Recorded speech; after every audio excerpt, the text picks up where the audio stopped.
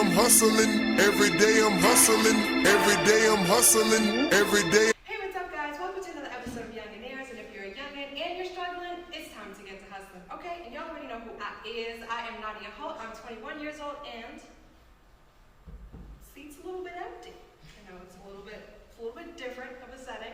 But the reason why she's not here today is because today's episode is giving grown and sexy, okay? Today's episode is for my 21 and up younginaires. The reason for that is because our guest is so dope, almost literally. Okay. Today we have America's youngest Black dispensary owner, the CEO and founder of Mary May Dispensaries, Miss Hope Wiseman. Thank you so much for being here. You don't even know how excited I am in real life, but I have media training, so I need to keep it together. You're doing a great job. Thank you very much. So let's go all the way back. Okay, give me a backstory of everything Hope. And then how did you even get into starting a dispensary? Well, my story in cannabis probably starts around 15, 16. That's when I'm introduced to the plant. Yeah. Of course, not necessarily from a medicinal aspect, but I will say quickly I realized that a lot of my girlfriends back then didn't love cannabis when we were younger. A lot of my male friends did. Yes. And I'm going to get back to that point later, right? Okay, so fast forward, I go to college for economics. I end up getting a full-time job as an investment banker. Okay. And I mean, I did a lot of other stuff when I was in college. I was a Falcons cheerleader. Oh, wow. I did pageants. Yeah, I've lived a lot of different lives. I've been on a reality show. I've done a lot of different little things. But, my career was always focused in finance. And I was raised to look for entrepreneurial opportunities. Okay, that's awesome. My mother is an entrepreneur. She's a dentist and a real estate professional, investor. She is. Your teeth look fabulous. Yes. Like glistening. I had to say something. Thank you. Shout out to Dr. Wiseman. Okay. But yeah, so I was raised with an entrepreneurial mindset, and I was raised to look for opportunities to build wealth. Yeah. And like I said, I was working in finance, so I was watching CNBC every day. Right. I'm just really tapped into the markets. Yeah. And around 2014 was when I started to notice cannabis kind of transitioning to the mainstream. I'm seeing it on TV everywhere, the cover of Time magazine. Yeah. I believe that was the year that Dr. Gupta put out there was this documentary about a child named Charlotte that used CBD to manage her seizures, and there's a huge company that developed based on that called Charlotte's Web, and that came out around that time. So I just was realizing, okay, this is going to be a huge emerging industry, and I have a unique opportunity to get in at the ground floor level. And I kind of looked at my mom, and I was like, this is one of those things that you told me to look out for, and one of the ways that we can build wealth. I think my parents did a really good job teaching me about the history of our families and of Black people. Yes. And teaching me all the things that they went through to make sure that I had a solid foundation. Yeah. And they've kind of said, look, you're not starting from where we started from. You're starting from here. So now it's your turn to turn it up to the next level. Yeah. And I felt like cannabis was a good way to do that. And then once I got into the industry, that's when I really started to learn about the medicinal aspects of it. Everyone always knew about the war on drugs, but I don't think I really understood any of that until I got into the industry. So yeah, so many things have sparked from that time. Yeah, that's taking it back to 2014 when young Hope, who had just graduated, decided that she was gonna quit her job on Wall Street and open a dispensary. That is awesome. That is beautiful. Now, I'm not an expert or anything, but little birdie told me that this industry is dominated by mostly white men. So how was it being the first woman paving the way for in this industry, and have you faced any racial issues in this industry? Yeah, I'll say that this industry is super unique. right? The type of characters in this space kind of vary. Yeah.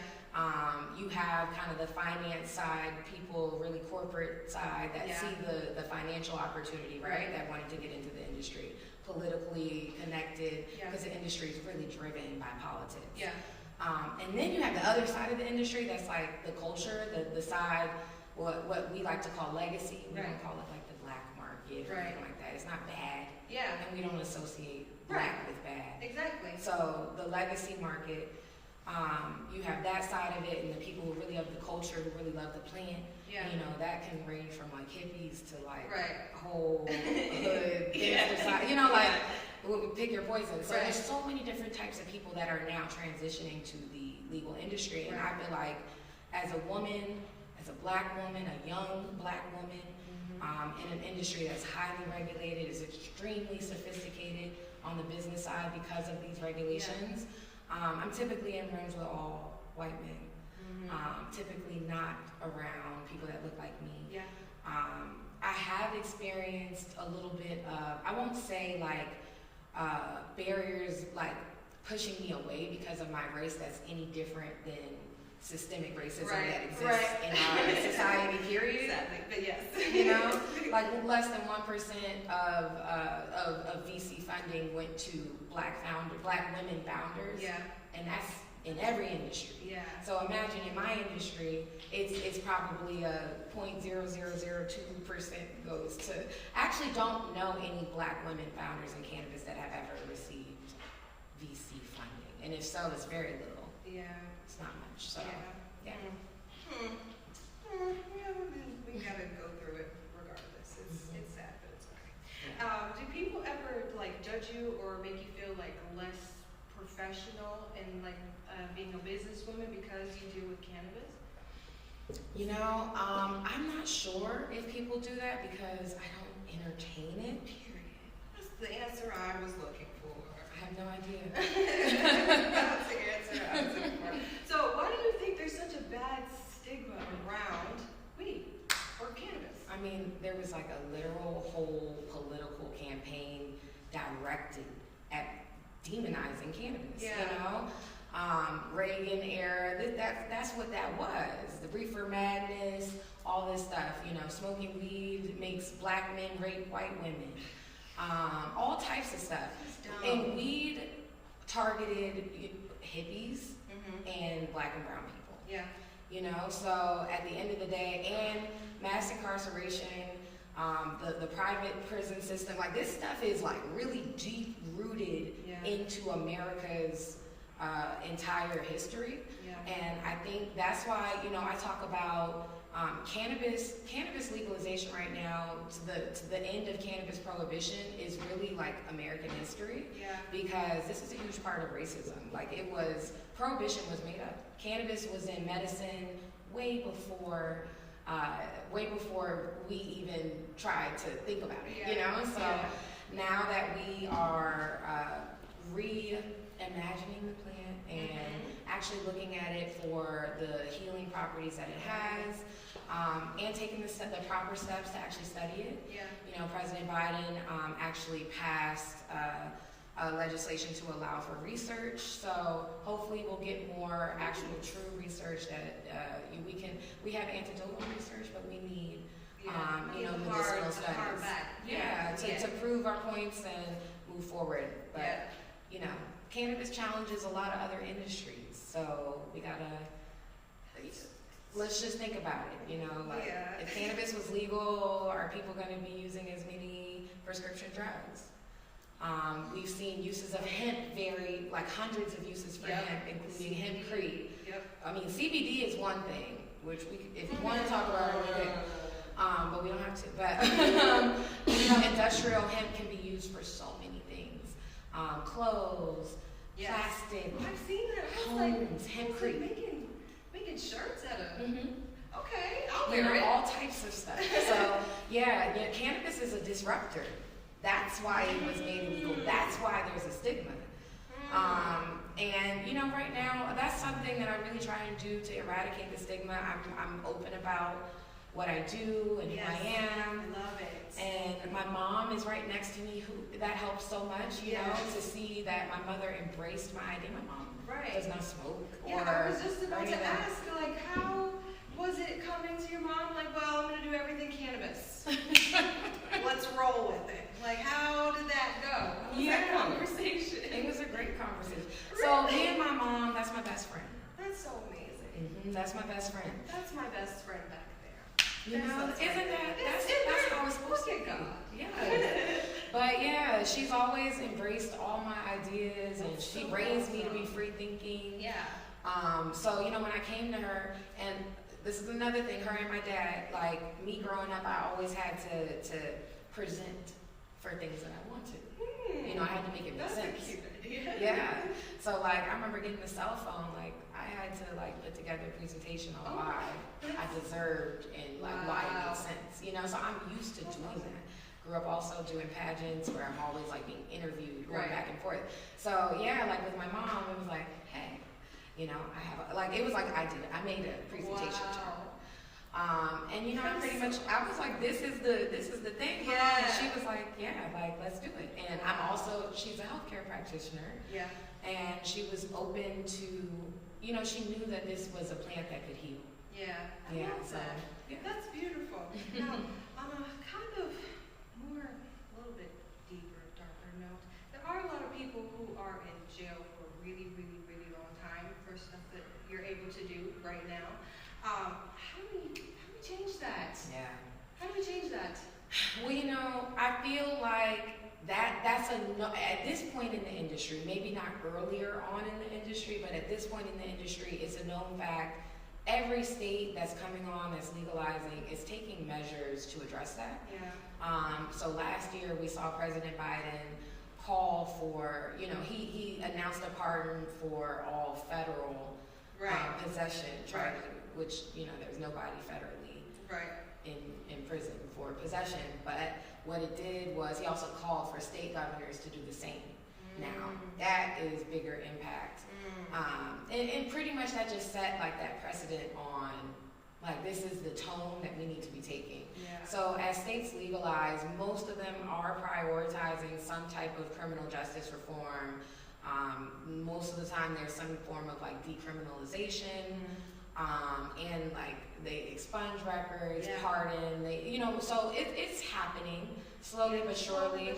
Yeah, I think federally, like whenever we see real federal legalization come in America, it will be I think that there will be some people who will be in jail, because at the end of the day, a lot of people who are arrested, they're only, the pardons and expungement, all these things are only really helping people who only have a cannabis charge. Most people, if anyone's dealt with the law enforcement system, they're getting like 20 charges at once. Yeah. So that kind of negates people from being involved. So unfortunately, we definitely have some collateral damage in the industry. Gotcha.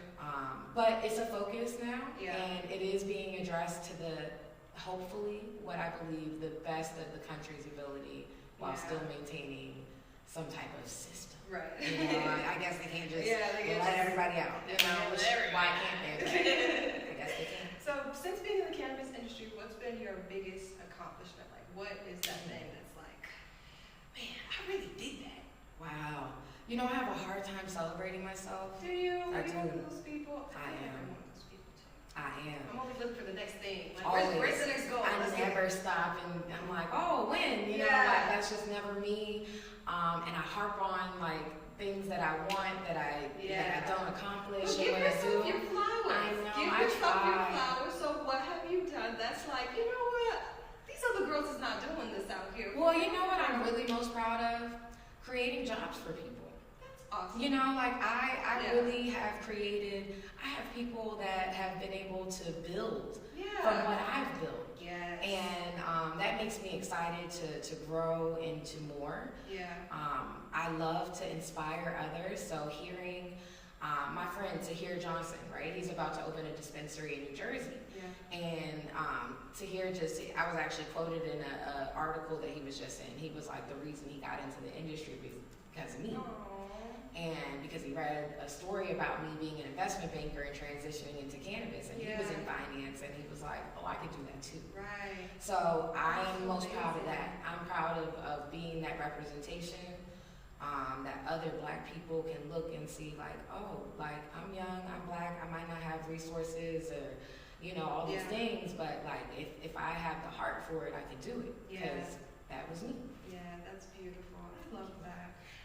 For people who do have like a passion for cannabis, because it is like, you can't have a passion for it, just how like, what is it called, Somalia, or whatever, who like likes the wine tasting, like people are intrigued in it. So for some, little cannabis connoisseur, but are in a place that is illegal.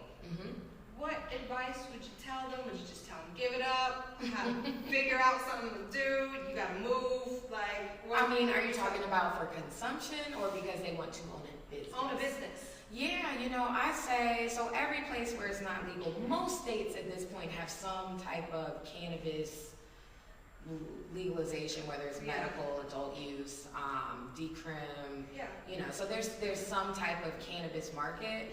I would tell people who are interested and they live in a state that is not legal to, one, follow the legislative process. That's where it starts.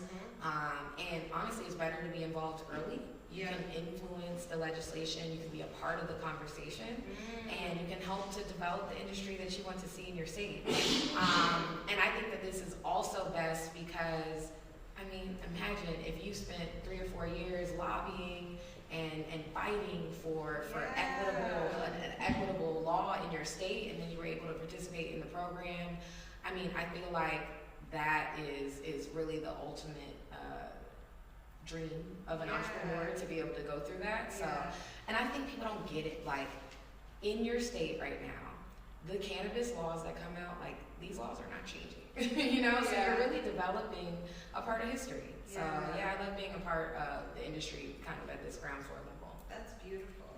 And with that, I think we're gonna segment into, oh, Chris is not here. We're gonna pause then. Personally, you can bring me pie. She's gonna be mad because she gonna be mad because she really put on those leather pants. She's like, I'm gonna put my pie down. Let's go back. Okay, let's go. Well, with that being said, I think it's time for pie time. Let's get into that. So pie time is just a little bit more rapid questions. It's not really catered to strictly the cannabis industry. It's more towards just entrepreneurs as a whole, and you know, encouraging the Youngnaires to get motivated and get their own business started. So I'm trying this pie real quick because I want to see what it's looking like. Let's see what she's saying. And you have to tell me your honest opinion. If you hate it, like, we're honest with friends here. No. I'm honest. I wouldn't lie. You know, good. Is that good pie? fabulous. But sometimes we got one the other time and it was like extra, like had all this toffee stuff on it, and I wasn't messing with it. That's good. I didn't enjoy it at all. Fabulous. Okay, so first. Right. You wash it down. Yeah, hold on a second.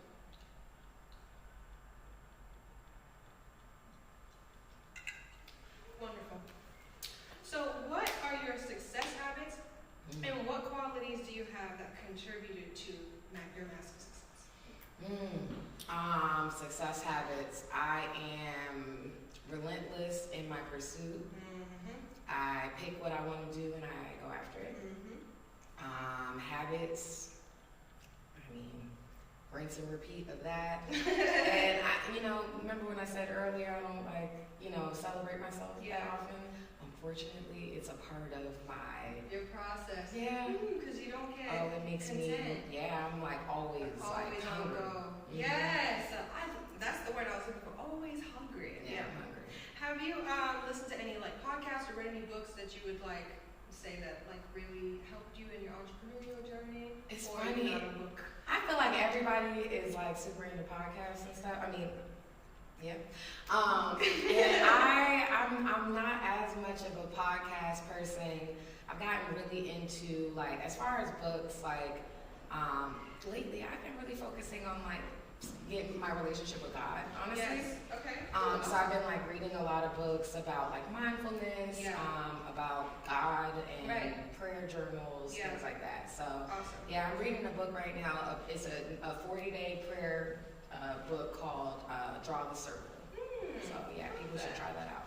It's drop it down here. It's pretty good. Okay. So what would you say to someone who is like still working their 9 to 5 but is ready to jump into entrepreneurship, but still like kind of holding on? You know what I mean? They still need that extra little push. What would you say to them? I would say to them that you're not wrong for feeling afraid. Entrepreneurship is hard. Entrepreneurship is not stable. So I get that. I would say have a plan, understand your expenses, what you need to live, what you need to run your business.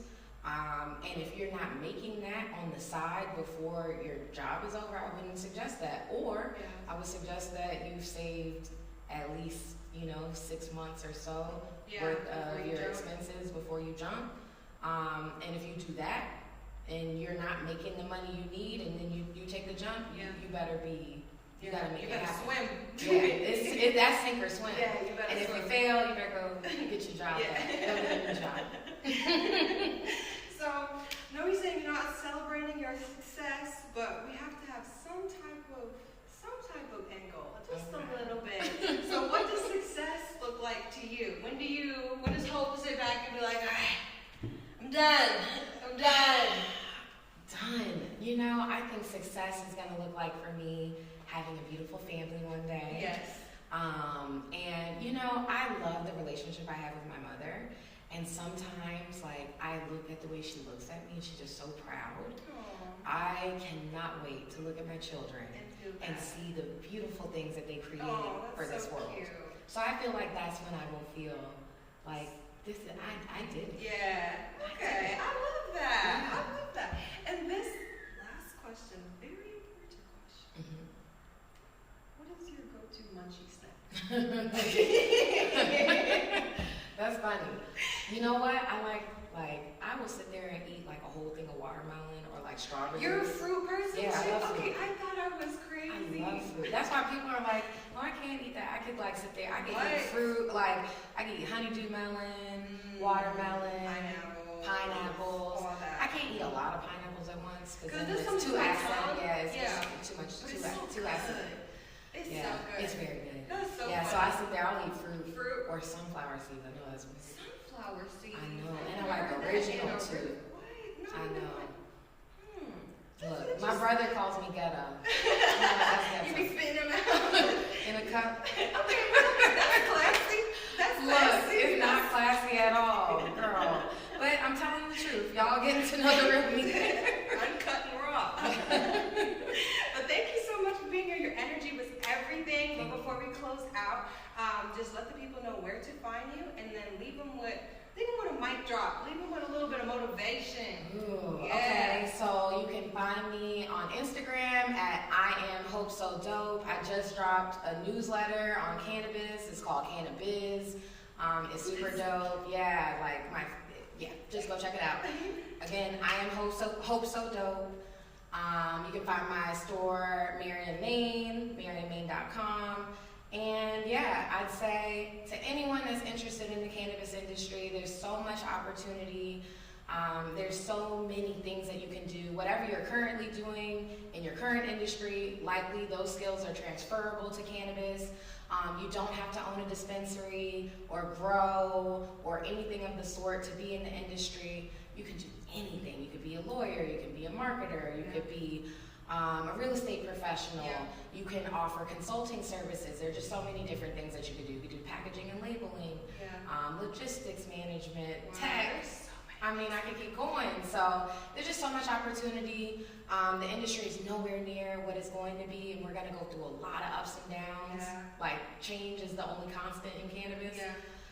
So you got to be super nimble. But I love that because there's so much opportunity. So if you're interested in cannabis, definitely hit me up. Or just keep following the industry. Now is the time.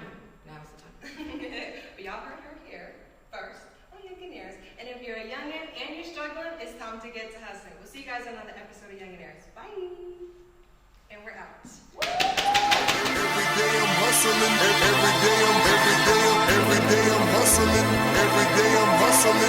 hustling, hustling, hustling, hustling.